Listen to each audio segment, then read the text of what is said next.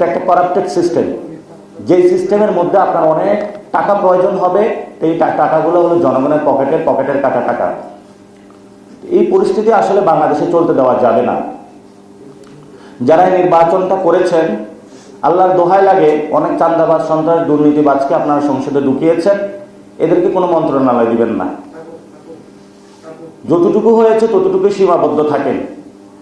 চুরি করেছেন, সিনা চুরি করতে যাবেন না। এখন আমরা বিভিন্ন জায়গায় শুনতেছি, কেউ যোগাযোগ মন্ত্রণালয়, কেউ ওই মন্ত্রণালয়, কেউ গৃহায়ণ মন্ত্রণালয়। আগে যা গণপূর্ত মন্ত্রণালয় চুরি হয়েছে সেগুলোর আমরা হিসাব পাইনি, আগে যা দুর্নীতি হয়েছে সেগুলোর আমরা হিসাব পাইনি।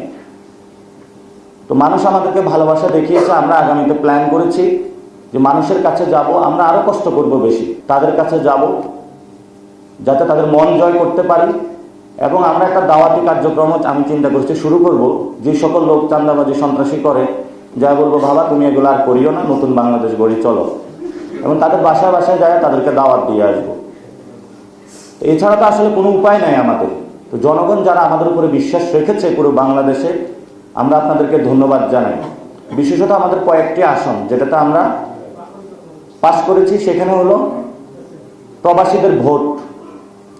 প্রবাসীরা অভূতপূর্বভাবে শাপলা-কোলে এবং আমাদের 11 দলীয় জোটে হলো ভোট দিয়েছে তারা।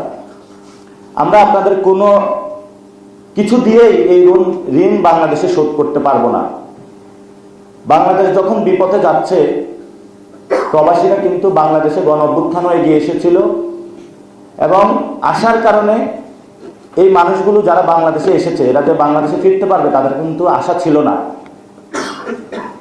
কাউকে মৃত্যুদণ্ড দেওয়া হইতো, কাউকে আজীবন জেলে রাখতে দেওয়া হইতো।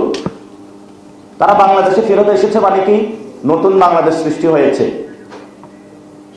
তা আপনারা ভোট দিয়ে নতুনভাবে বাংলাদেশকে জাগিয়ে তুলেছেন, গণ-অভ্যুত্থানও ছিলেন, আপনাদের দিকে আমরা তাকিয়ে আছি। যখন আন্দোলন হচ্ছিল তখন আপনারা রেমিটেন্স বন্ধ করে দিয়েছিলেন, শাটডাউন কর্মসূচি, গণভোটের পক্ষে হাঁ ক্যাম্পেইন করেছিলেন, এবং সব প্রবাসী গণভোটে হাঁ দিয়েছে নির্বিচারে বাংলাদেশ গঠনের জন্য।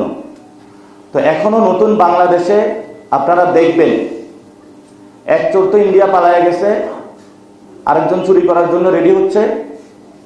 এই চোরদেরকে কিভাবে চুরি থেকে ঠেকানো যায়, আমাদেরকে সবাইকে একটু সজাগ থাকতে হবে।